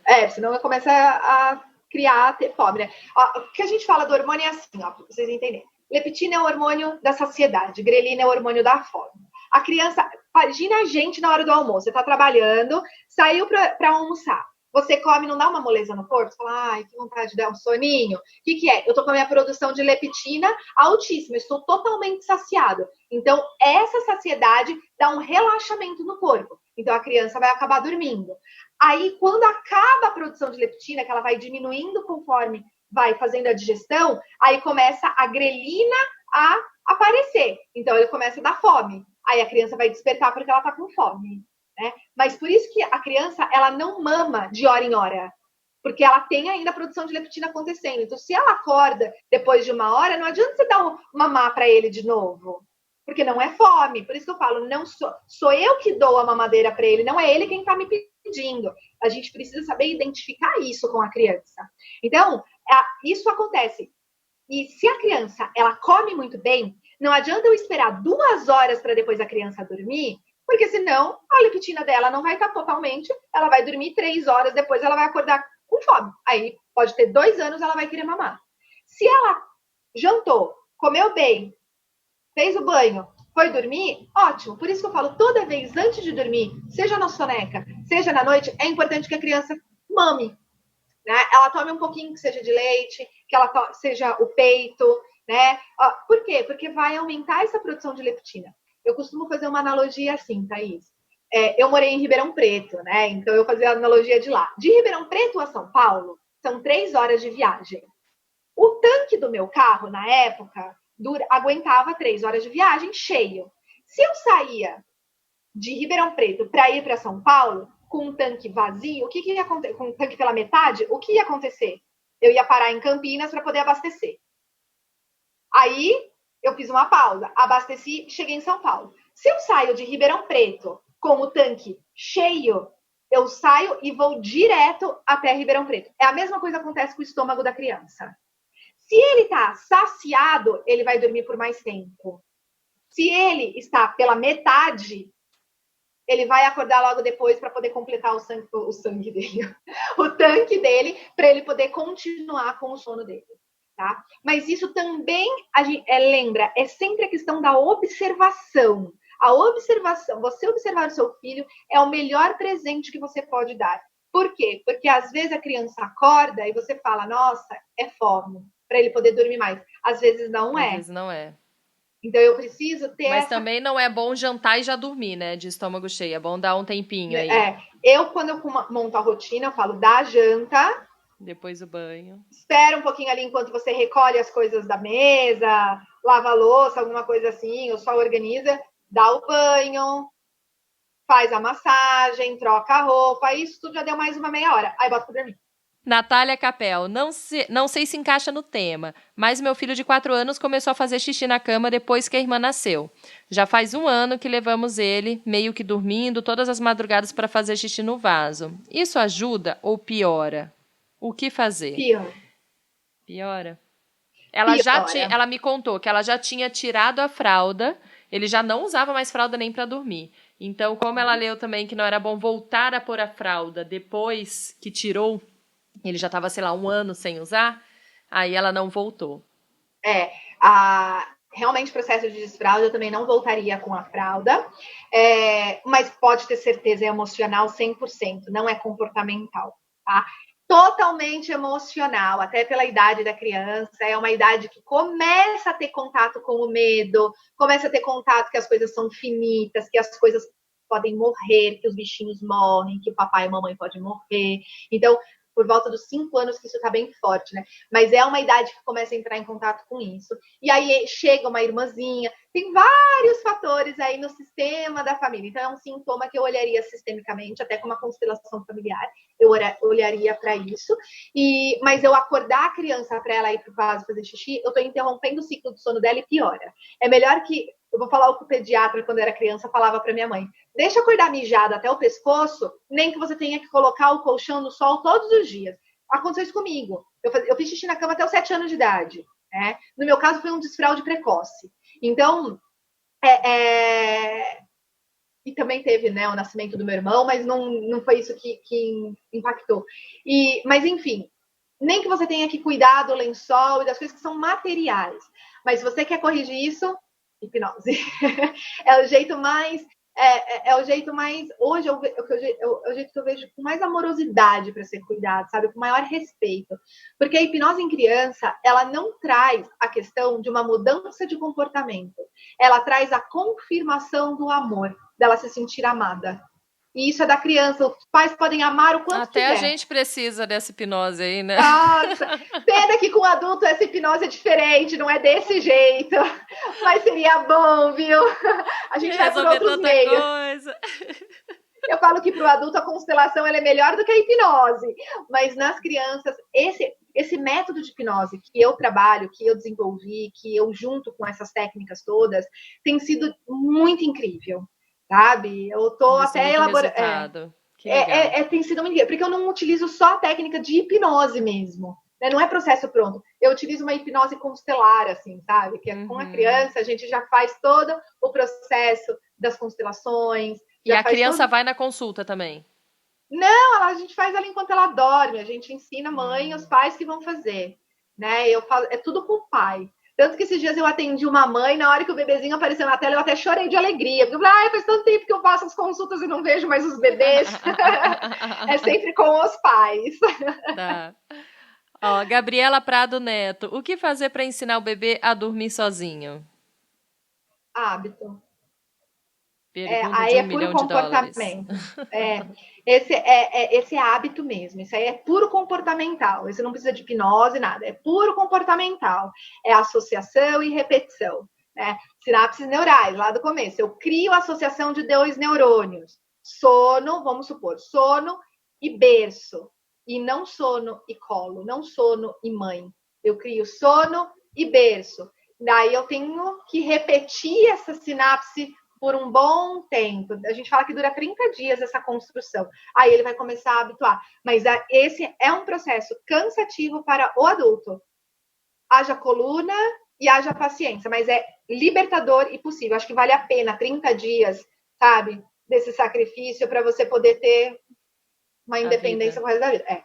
Porque você pensa, né? O bebê que tá acostumado a dormir assim, você vai demorar umas 3 horas nos primeiros dias para conseguir colocar a dormir, né? Às vezes a noite inteira. Uhum. Já tive cliente que às vezes foi a noite inteira, porque é puro comportamental. Associação e repetição. Tira do peito, coloca no berço. Acorda, pega no colo. Dormiu, coloca no berço. Acorda, pega no colo. Isso demora. E nada dessas técnicas de deixar chorando, hein, gente? Jamais. Por isso que eu falo. Quais os prejuízos que trazem de deixar a criança chorando, né? Que a gente vê essas coisas, eu acho, mais tradicionais, mais antigas, não sei, de deixa chorando e ele vai aprender. Quais os prejuízos que isso pode trazer para a criança? Até crianças que choram até dormir, né? Tinha caso desses também, né? Funciona, né? A gente sabe que funciona essa técnica de você deixar chorando. Por isso que eu falo que se você fazer esse processo, que é muito mais cansativo para você, pega no colo, coloca no berço, pega no colo, você fica a madrugada inteira lá por uma semana, sabe? Não chega a ser tudo isso, mas por 3, 4 dias, vai diminuindo dia após dia, né? A quantidade de vezes que você faz, que a associação vai ficando forte. Mas mesmo é mais exaustivo fazer isso. Você largar a criança dormindo em 2 dias, ela vai estar dormindo a noite toda. Mas quais são os impactos? Os maiores impactos disso é emocional, né? A criança ela pode gerar compulsões, né? Transtorno obsessivos compulsivos, toda a parte de emocional mesmo, de rejeição, de abandono, dificuldade de se relacionar, dificuldade sexual, dificuldade de agressividade, né? Tudo isso pode gerar quando você larga a criança chorando sozinha no berço, porque você eleva a criança para um estresse muito grande, neurológico, né? E você tira dela aquilo que ela mais vibra, que é o amor, né? Então ela fala assim, caramba, eu vim para esse mundo para trazer amor e eu não estou sendo amado, né? Então primeiro pé na bunda que a criança, que é o adolescente levado à namoradinha, para ele pode ser uma depressão profunda, muito profunda, né? Então é uma dificuldade, a criança não, o ser humano, ele vai crescer com uma dificuldade de aceitação muito grande, vai viver de terapia depois, né? Então é carência que isso pode trazer, né? E eu vou falar por mim, tá? Que minha mãe não escute esse podcast, mas eu vou falar por mim, né? Eu tenho registros na minha mente, não que minha mãe que causou, né? Porque ela fez o melhor que ela pôde, né? Quem não, né? Assim, ela fez o melhor que ela pôde e ela fez com todo o amor do mundo que ela tinha para me dar. Mas eu recebi, eu interpretei, eu dei o significado como criança, numa determinada situação, de que, poxa, eu não sou tão amada quanto a minha irmã era, né? Então, isso eu cresci com uma carência muito grande. Hoje, é terapia para tratar uma carência, né? É terapia para trabalhar o meu sentimento de rejeição, o meu sentimento de negação. Então, tudo isso tem relacionado na infância. O que eu falo? Os pais vão causar frustrações nos seus filhos. Porque não é o pai, não é a mãe, não são vocês que vão fazer isso, né? Vocês vão dar o melhor que pode para os seus filhos, mas é a forma com que ele recebe. E isso você não tem controle, né? Isso você não sabe. Agora, deixar a criança chorar é uma decisão sua. Aí é você quem está criando isso, né? Então não é a criança que está pedindo para ficar chorando, né? Então assim, é uma decisão sua, é uma escolha sua. É como se quando você tivesse, que com certeza você já passou por um momento desse, que aconteceu alguma coisa na sua vida, alguma fatalidade, alguma tristeza, um pé na bunda, um luto de alguém, foi mandado embora de um trabalho, você se sentiu completamente incapaz, frustrado, triste, você chorou muito e você estava assim emocionalmente muito fragilizado. A única coisa que você quer nessa hora é colo. A única coisa que você quer nessa hora é um abraço. O abraço não vai resolver o teu problema. O colo não vai resolver o teu problema, mas vai te fortalecer para você resolver o seu problema. E a mesma coisa com a criança. Então, se naquele momento que você está totalmente triste, totalmente chateada, magoada, o teu marido, a tua mãe fala assim, o problema é teu, se vira, e vira as costas para você, como você vai se sentir? Mal amada, abandonada, rejeitada. É a mesma coisa que uma criança sente quando ela está chorando e você não acolhe o choro dela. Porque o choro da criança é a forma com que ela se comunica. Se ela pudesse falar, ela falaria. Viu? Eu tô com cólica aqui, você pode pegar aquele remédio para mim? Ela falaria. Mas ela não vai falar, ela vai chorar. Então, se ela não tá feliz, ela vai chorar. A diferença é que ela só tem um idioma, que é o choro, né? Ela só tem uma palavra, que é o choro. Né? Então, a gente precisa interpretar, a gente precisa sentir, a gente precisa conectar. Né? Então, deixar a criança chorando para adormecer, ou não só para adormecer, para qualquer coisa, deixar a criança chorar, você traz um imprint de sou mal amada. E ao longo da vida, essa criança pode entrar em depressão. Sim. Né? Então, como a gente faz? A gente não precisa dar tudo para a criança, mas a gente pode abraçar e falar, eu estou aqui, um abraço eu posso te dar, mas é você quem tem que resolver isso dentro de você. Mas eu estou do seu lado. Né? O apoio mesmo. Né? Sim. A Camila Mendes mandou, é verdade que o hormônio do crescimento é liberado no sono noturno? Sim, verdade. Que é o hormônio do GH, que a gente falou lá no começo. Ele é liberado normalmente depois de 3, 4 horas de sono, você está no pico de produção do hormônio do crescimento, que é o que faz o processamento dos alimentos, que é o que faz o ganho de peso, que é o que faz o desenvolvimento neurológico, o psicomotor, tudo isso. E a última pergunta aqui da Marisa Riso. Aqui o meu filho vai fazer 4 anos agora em agosto. Todas as noites está uma batalha para dormir. Está dormindo por volta das 10 horas da noite. Normalmente, antes do isolamento, ia dormir às 8, no máximo 8h30. Tento manter a rotina, gastar energia e convidar para um banho antes de dormir. Mas agora até o banho está difícil, demora para ir. Inventei 1000 brincadeiras aqui, desde corante alimentício na água até bexigas cheias. Chega às 18 horas, a luta começa. Enfim, estou buscando soluções, pois está puxado. Olha, não tenho uma resposta para te dar, mas eu investiria, sim, numa terapia sistêmica. Se quiser, vai favorecer, porque isso não é uma questão só de comportamento do sono, né? Se você já fez várias outras coisas lúdicas, né, alimentares, várias coisas, não é só questão do sono. Tem uma questão profunda emocional e isso é sistêmica, do campo da família. Eu faria uma constelação, né? Uma constelação com esse foco. Porque por mais que você, como mãe, esteja super disponível e querendo ajudar o seu filho, ele ainda está precisando sentir um amor. Né? A hipnose também ajudaria, para tudo resolve hipnose. Não, mas a hipnose ela seria um processo de ajuda, mas não da solução nesse caso. Tá? Mas de ajuda para essa criança começar a receber o amor. Nas constelações a gente fala muito isso, né? Na lei do dar e receber, né? Do dar e tomar. A mãe dá, mas o filho não toma o amor. Então a constelação pode ajudar muito. O que falta é essa criança aceitar receber, né? E isso é individual dele.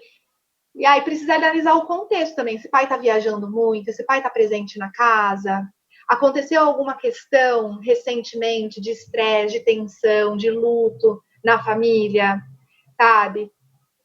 Tudo isso para olhar. Nesse caso é muito emocional mesmo. Tá, obrigada por responder todas as perguntas. Nossa, responderia mais umas 20. Obrigada por tirar eu que todas agradeço. As dúvidas. Nossa, eu que vou ter que marcar agora. Acho que 3 consultas, um para cada filho, porque agora eu tenho vontade de saber mais sobre uma para mim, né? Vamos fazer. É muito gostoso. Eu, por mim, responderia, mas ficaria o dia inteiro respondendo todas as perguntas, adorei. Porque é uma delícia. Né? É um assunto assim, é muito tênue, né? É muito delicado algumas coisas, porque não é tão lógico, né? Falar de ser humano não é tão lógico quanto a gente pensa, Sim. né? E você tem dica de alguma leitura, algum filme, livro, ou algo para fazer, algum lugar para ir? Qualquer dica que tem aqui o quadro Dica da Semana, o que você indica pra gente? Olha, se você não assistiu o filme A Menina Índigo, um filme brasileiro que tá no Netflix. Eu assisti. Assista, porque você pode reconhecer o teu filho ali. Claro que ele é um filme que não aprofunda no assunto, mas já vai te dar uma visão, um olhar dessas crianças mais espiritualizadas, né? Para você saber como lidar, e vai mostrar também um pouco do drama dos pais, da dificuldade dos pais de lidar com essas crianças, né? Então, é um filme que vale a pena. Um livro que eu sou apaixonada para quem quer entender como desenvolver a criança emocionalmente é o livro do Daniel Spiegel, O Cérebro da Criança. Né? Eu recomendo ele para todas as mães, sem dúvidas alguma.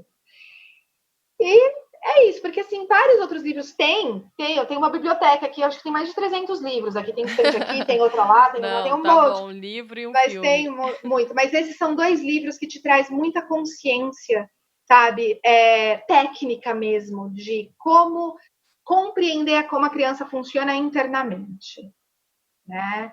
E então isso acho que são dicas que vale a pena. E claro, né? Vocês podem me acompanhar também no Instituto Bebê. Isso que eu ia te perguntar. As pessoas queiram conhecer mais o seu trabalho, onde te encontram e o que você faz, né? Que tipos de atendimentos você tem por lá? Legal. Eu tenho o canal do Instituto Bebê no Instagram, né? Onde lá a gente coloca algumas dicas, a gente fala bastante sobre essas questões mais terapêuticas, não só sobre o sono, mas de tudo que envolve a questão sistêmica de família, né? No meu perfil pessoal, vocês vão conhecer mais sobre a minha vida, lifestyle bem, que é @alarigodoy, com I, né?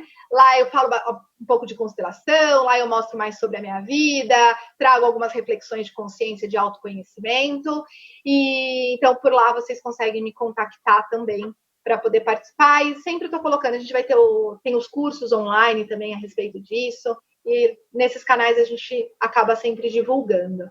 Né? E se vocês quiserem, o que eu faço? Né? A gente tem o processo de consultoria, né? Tanto relacionado a sono e todos os outros que envolvem o mundo infantil da hipnose, né? Porque a hipnose que eu trabalho não é de reprogramação, é de programação, né? Através desse empoderamento da essência da criança e de orientação para pais de como lidar. Tudo baseado com a questão das constelações familiares. Eu sou consteladora, então eu também atendo com as constelações, para quem quiser fazer uma constelação também aí. E aí a gente vai trabalhando, eu misturo tudo, né? A questão da radiestesia, se tiver alguma coisa espiritual, energética, a gente faz o trabalho que precisa ser feito, ou pelo menos eu mostro o caminho. Então é um trabalho muito bonito, falo que eu sou abençoada, é a minha missão de vida fazer isso, é uma paixão enorme, que muita coisa aqui que a gente vai canalizando e entregando aí para esse mundo. Aí é só me chamar lá que eu vou ter o maior prazer. E se alguém também, Thaís, eu ia falar isso, acabei esquecendo, mas se alguém dessas perguntas que eu respondi não ficou claro a resposta, né, dessas mães, ou trouxe mais dúvida, me chama no direct lá do Instituto Bebê, que eu vou complementar a resposta para poder te orientar para aquilo que não ficou claro. Estou aqui super aberta para contribuir com o que vocês precisarem. Legal, muito obrigada, viu?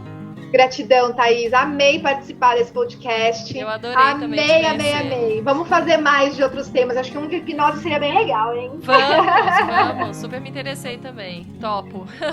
Acho que dá pra falar essa questão de família. Tem muita coisa legal que a gente pode construir um quadro de podcast só legal. disso. Show. Adoro. Obrigada, Lari. Obrigada, Thaís. Um beijo grande pra você. Beijo. Uma boa semana. Você também. Tchau. Tchau. E antes de terminar aqui o programa, eu queria agradecer também aos parceiros do Em Casa a Gente Conversa, que também são empresas que dão descontos aí para quem se interessar. São empresas que eu gosto muito. É só entrar lá na internet, conhecer um pouquinho o trabalho deles. E quem contribui mensalmente lá no catarse.me/agenteconversa, que eu comentei aqui no começo do programa, tem desconto com essas empresas daqui.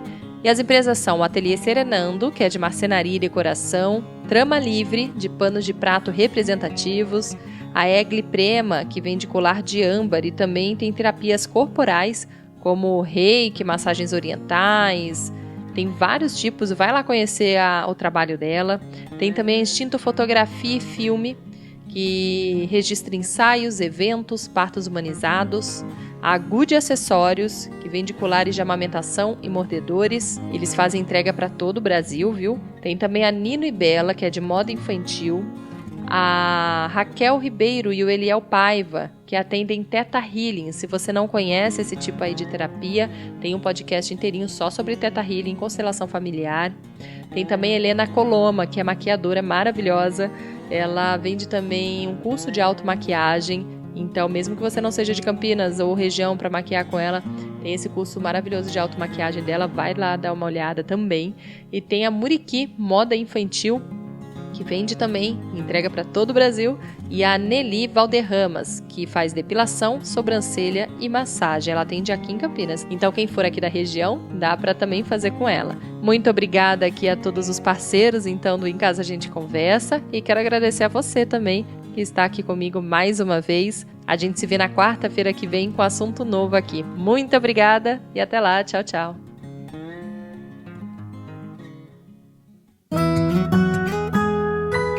Em casa a gente conversa.